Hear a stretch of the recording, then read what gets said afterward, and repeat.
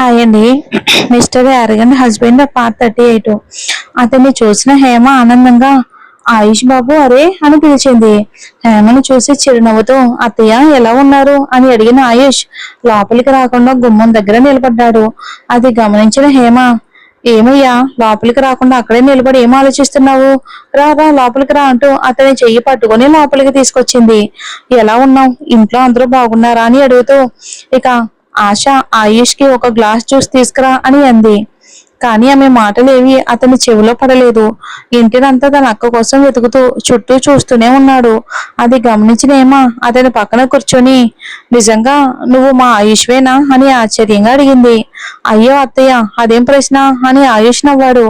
దానికి హేమ కూడా నవ్వుతూ మరి ఏమనాలి, మన ఆయుష్ అంటే ఎప్పుడూ నోరు మూయకుండా మాట్లాడుతుంటాడు, కానీ నువ్వు మాత్రం మాటలే మర్చిపోయినట్టుగా అంత సైలెంట్ గా కూర్చుంటే ఎవరికైనా ఆశ్చర్యమే కదా అని అంది.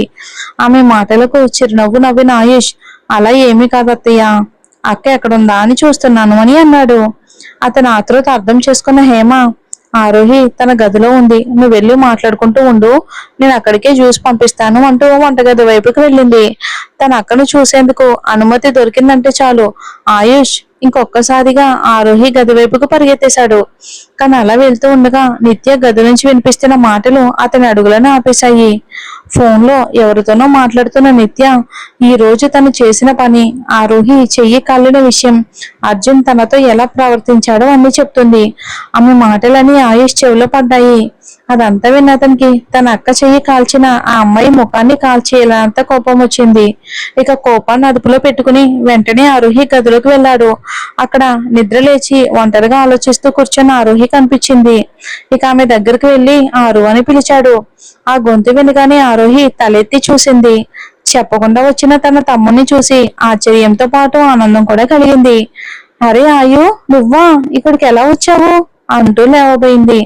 వెంటనే ఆయుష్ ఆమెను ఆపి ఆమె పక్కనే కూర్చొని ఏంటారు, నేను రావటం నీకు ఇష్టం లేకపోతే చెప్పు, ఇప్పుడే ఇంటికి వెళ్ళిపోతాను అంటూ లేవబోయాడు. వెంటనే ఆరోహి అతని చెయ్యి పట్టుకుని ఆపి తన పక్కనే కూర్చోబెట్టుకుంది. అతని ముక్కును పట్టుకుని లాగుతూ కోపం మాత్రం మీ బావగారు లాగే ఈ ముక్కు చివరిలోనే ఉంటుంది అంటూ అతని తలపై మెల్లగా ముట్టుకాయ వేసింది. కానీ అలా చేయగానే తన కాలిన చెయ్యి గుర్తొచ్చి అమ్మా అని నొప్పితో ముఖం చిట్లించింది. అది చూసిన ఆయుష్ వెంటనే ఆమె చెయ్యిని తన చేతుల్లోకి తీసుకుని ఆరు, నీ చెయ్యి ఎంతగా కాలిపోయింది, ఎలా జరిగింది అని అడుగుతూ మెల్లగా ఆమె చేతిపై ఊదాడు. దానికి ఆరోహి నవ్వుతూ అయ్యో నా బంగారు ఆయు, దీనికోసం నేను ఎలా బాధపడుతున్నావు, చూడు ఇప్పుడు నాకు అసలు మంట కూడా లేదు అని అంది. కళ్ళను తుడుచుకున్న ఆయుష్ అన్ని తెలిసినా తెలియనట్టుగా ఆయన ఇది ఎలా జరిగింది అని అడిగాడు. నిజం చెప్తే నిత్యపై ఆయుష్ కోపంతో ఏదో చేస్తాడని తెలుసు కాబట్టి ఆరోహి అబద్ధం చెప్పింది. ఆమె ముఖం చూసిన ఆయుష్ మనసులోనే మాత్రం ఇంత మంచిదానివిగా ఉండకారు అన్న మాటలు వచ్చాయి. కానీ బయటకు చెప్పలేదు. ఎందుకంటే అప్పటికే తన అక్క చెయ్యి కాల్చిన నిత్యకు తగిన గుణపాఠం చెప్పాలని అతను నిర్ణయించుకున్నాడు. అంతలో జ్యూస్ తీసుకుని వచ్చిన హేమ ఆయుష్ చేతిలో గ్లాస్ పెట్టి నవ్వుతూ ఆరు, ఇతను నిజంగానే మన ఆయుషేనా అని ఆమె ముఖం వైపుకి చూసింది. దానికి ఆరోహి నవ్వుతూ ఏమైంది అత్తయ్య, ఎందుకు అలా అడుగుతున్నారు అని అయోమయంగా అడిగింది. దానికి హేమ నవ్వుతూ ఏమో ఏమో ఆరోహి, నువ్వేమైనా ఆయుష్కు తక్కువ మాట్లాడమని చెప్పావా, ముందు చెవులు నొప్పి వచ్చేంత లేక పొట్ట నొప్పి వచ్చేంత నవ్విస్తూ మాట్లాడేవాడు, ఇప్పుడు చూడు ఎంత సైలెంట్ గా కూర్చున్నాడో, అందుకే అడిగాను అని అంది. ఆమె మాటలకు ఆరోహి ముఖంపై చిరునవ్వు విరిసింది. వెంటనే ఆయుష్ కూడా నవ్వుతూ ఏం చేస్తాం అత్తయ్య, మా అక్కను ఇంత పెద్ద ఇంటికి ఇచ్చేసాక మేము కొంచెం మాటలు తగ్గించుకోవాలి కదా అని జ్యూస్ తాగాడు. అతని మాటలకి హేమ నవ్వుతూ అంతే, ఇప్పుడు నువ్వే మన ఆయుష్ అని నాకు నమ్మకం కలిగిందిలే అంది.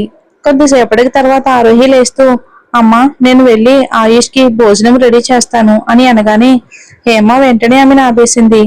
వద్దమ్మా ఆరోహి, నీ భర్త ఈ ఉదయం చాలా క్లియర్ గా చెప్పెళ్ళాడు, నా భార్య ఈ రోజు గది నుంచి బయటికి వస్తే లేక మీరు బయటికి రానిస్తే మీ అందరికీ శిక్ష అని చెప్పాడు. అతను ముందే కోపంగా ఉంటాడు తల్లి, అనవసరంగా ఎందుకు అతను కోపానికి గురవ్వాలి, ఈ రోజంతా నువ్వు గది నుంచి బయటికి రావద్దు, వంట గురించి అసలు ఆలోచించొద్దు తల్లి, ప్రశాంతంగా రెస్ట్ తీసుకో, ఆశ అన్ని చూసుకుంటుంది కదా, మీరిద్దరూ ఇక అక్క తమ్ముడు మాట్లాడుకుంటూ ఉండండి, నేను వెళ్ళి ఆశ వంట ఏం చేస్తుందో చూసి వస్తాను అని హేమ బయటికి వెళ్ళింది. తన అక్క చెయ్యి కాల్చిన నిత్య చేతిని కూడా ఎలాగైనా కాల్చేయాలి అన్నంత కోపం ఆయుష్ లో పెరిగిపోయింది. ఏదో ఆలోచనలో మునిగి జ్యూస్ తాగుతున్న ఆయుష్ భుజంపై చేయి వేసి, ఏం ఆలోచిస్తున్నావు ఆయు అని అతని ముఖం వైపుకి చూసింది.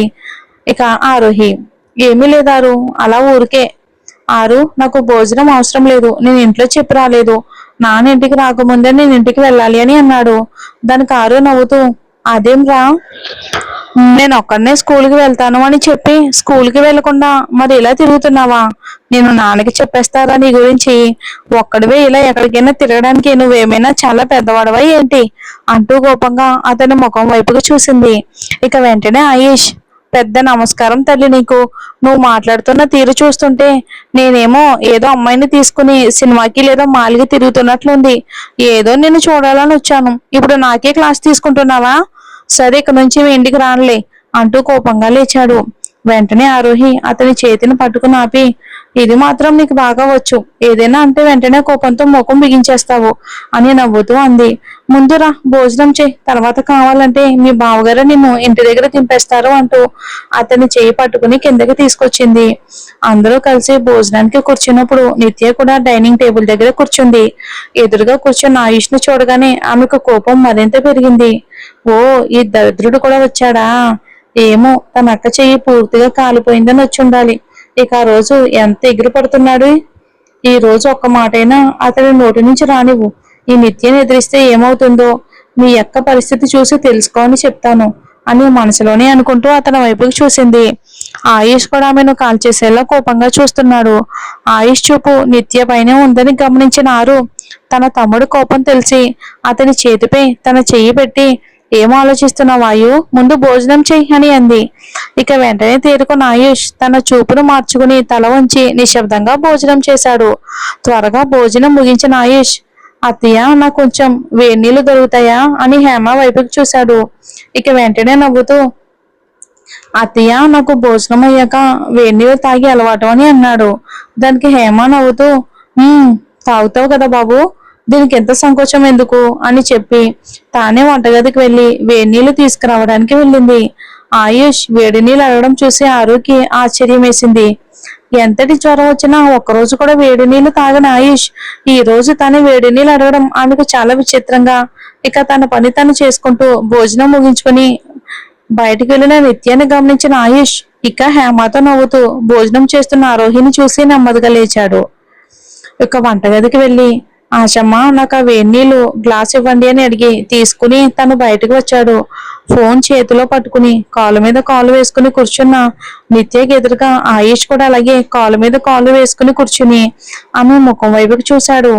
అది చూసిన నిత్య కోపంతో ఒక్కసారిగా లేచి, ఓయ్ మిడిల్ క్లాస్, మా ఇంటికి వచ్చి కడుపు నిండా తిన్నావు, ఇప్పుడు నా ఎదురుగా కాలు మీద కాలు వేసుకుని కూర్చునేంత పొగరా నీకు? ముందు కాలు మీద కాలు తీ అంటూ కోపంగా అతని వైపుకి చూసింది. ఆయుష్ మాత్రం ప్రశాంతంగా కూర్చొని, అవును, మీ నాన్నగారు ఇంటన్నం తిని పౌరు పెరిగింది అని అన్నాడు. అతని మాటలకు నిత్య మరింత మండిపడి, ఏంట్రా మిడిల్ క్లాస్, మా నాన్న గురించి మాట్లాడుతున్నావా? మా ఇంటికి వచ్చి నా ఎదురుగా నిలబడి ఇంత మాట్లాడే ధైర్యం నీకెక్కడి నుంచి వచ్చింది? యూ ఈడియట్, ఇక్కడి నుంచి వెళ్ళిపోని అరిచింది. ఇక వెంటనే ఆయుష్, చాలు చాలు, నోరు మూసుకో. ఏంటి, ఇది మీ నాన్నగారు ఇల్లా? వెళ్ళిపోని ఆజ్ఞాపిస్తున్నావు? అసలు ఈ ఇల్లు నీది కాదు, ఈ ఇంట్లో నీకెంత హక్కు ఉందో అంతే హక్కు నా అక్కకు కూడా ఉంది అని అన్నాడు. ఇక అతని మాటలు విన్న నిత్య పెదవులపై వెటకారపు నవ్వు మెరిసింది. ఏమన్నావు? నీ ఆ దరిద్ర పక్కకు నాకున్నంత హక్క? బాగా విను, నీ అక్క ఇంట్లో పని మనిషిలా మాత్రమే ఉండాలి, అదే ఆమె స్థానం. అంతేకాని హక్కులు అధికారాలు అంటూ ఎక్కువగా ఎగిరితే ఈ రోజు కేవలం ఆమె చెయ్యనే కాల్చాను. నువ్వు చెప్పినట్టు పెద్ద కోడళ్ళని అధికారం చూపిస్తే ఆమె ముఖం కూడా గుర్తు పట్టలేనంతగా కాల్చేస్తాను అని ఇంకా మాట్లాడబోతూ ఉండగా ఆయుష్ చేతిలో ఉన్న వేడి నీళ్లను ఒక్కసారిగా ఆమె ముఖంపై చల్లేశాడు. అమ్మా అంటూ నిత్య కేక వేసి ముఖాన్ని చేతులతో కప్పుకుంది. కాసేపటికి ఆ నీళ్లు అంత వేడిగా లేవని తెలుసుకుని, అమ్మయ్య, నా ముఖం కాలిపోలేదు అని ఊపిరి పీల్చుకుని ఆయుష్ వైపుకి చూసింది. అతను మాత్రం ఆమె ముఖం చూసి నవ్వుకుంటూ కూర్చున్నాడు. అతని నవ్వు చూసి నిత్యకు మరింత కోపం వచ్చింది. ఏంట్రా చిన్నవాడువని వదిలేస్తే నా ముఖం పైన నీళ్లు చల్లుతావా, నీకెంత ధైర్యం అంటూ అతన్ని కొట్టడానికి చెయ్యెత్తింది.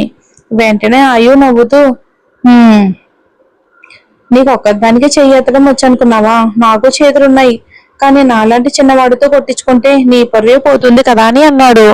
ఇక తర్వాత లేచి, "ముందు వెళ్ళి అద్దంలో నీ ముఖం చూసుకో. నేను చల్లిన నీళ్ళతో నీ మేకప్ అంతా పోయింది. ఇప్పుడు నువ్వు ముసలంలా కనిపిస్తున్నావు. పో పో, ముందు నీ ముఖానికి ఇంకో కిలో మేకప్ వేసుకోపో" అని నవ్వుకుంటూ లోపలికి వెళ్ళిపోయాడు. అతను వెళ్ళిన దిశగా కోపంగా చూస్తూ ఇక నిత్య కాలు నేలపై బలంగా గుద్ది, చూడ్డానికి చూడ్డానికి కూడా బాగోలేడు, అయినా అసలు వీడు ఎంత మాట్లాడుతున్నాడో, నీకు ఒక రోజు ఖచ్చితంగా బుద్ధి చెప్తాను రా అని మనసులోనే అనుకుంది. వెంటనే అతను చెప్పిన మేకప్ మాట గుర్తొచ్చి తన ముఖం ఎలా ఉందో చూడాలని తొందరగా తన గది వైపుకి వెళ్ళింది. లోపలికి వస్తూ ఉండగా ఎదురుగా ఆరోహి కనిపించింది. నిత్య తడిచిపోయిన ముఖం బట్టలు చూసి ఆరోహి ఆశ్చర్యంగా, ఏంటిది, ఆమె ముఖం బట్టలన్నీ తడిచిపోయాయి అని చూస్తూ నిలబడి ఉంది. వెంటనే నిత్య కోపంగా, ఏయ్ దరిద్రపు దానా, నిలబడి ఏం కలలు కంటున్నావు, ముందు దారి విడిచిపెట్టు అంటూ ఆమెను తోసేసి పైకి పరిగెత్తింది. ఆమె వెళ్ళిన దిశగా చూస్తూ నిలబడి ఉన్న ఆరోహి దగ్గరకు ఆయుష్ వచ్చి ఆమె భుజంపై చేయి పెట్టాడు. ఒక్కసారిగా తేరుకున్న ఆరోహి, ఆయు, ఇంతసేపటి నుంచి నిన్నే వెతుకుతున్నాను అని అంది. ఇంతసేపు ఎక్కడున్నావు నువ్వు, నేను ఎంతసేపటి నుంచో నిన్నే వెతుకుతున్నాను అంటూ అతని ముఖం వైపుకు చూసింది ఆరు. ఏంటి ఇంత సంతోషంగా నవ్వుతున్నావు, ఇప్పుడే చూసినప్పుడు నీ ముఖం మాత్రం మిరపకాయ తిన్నట్టుగా ఉండేది, ఏమైంది అని అడిగింది ఆరు. దానికి వెంటనే ఆయుష్ నవ్వుతూ, అలాంటిది ఏమీ లేదులే ఆరు, ఏదో ఒక విషయం గుర్తొచ్చింది అంతే అని అన్నాడు. సరే ఆరు, నాకు టైం అయ్యింది, నేను ఇప్పుడు ఇంటికి వెళ్తాను అంటూ బయలుదేరిపోయాడు. అంతలో హేమ వచ్చి అతన్ని ఆపింది. ఉండు ఉండు, డ్రైవర్ని పిలుస్తాను, కారులో నేను ఇంటికి పంపిస్తా అని అంది.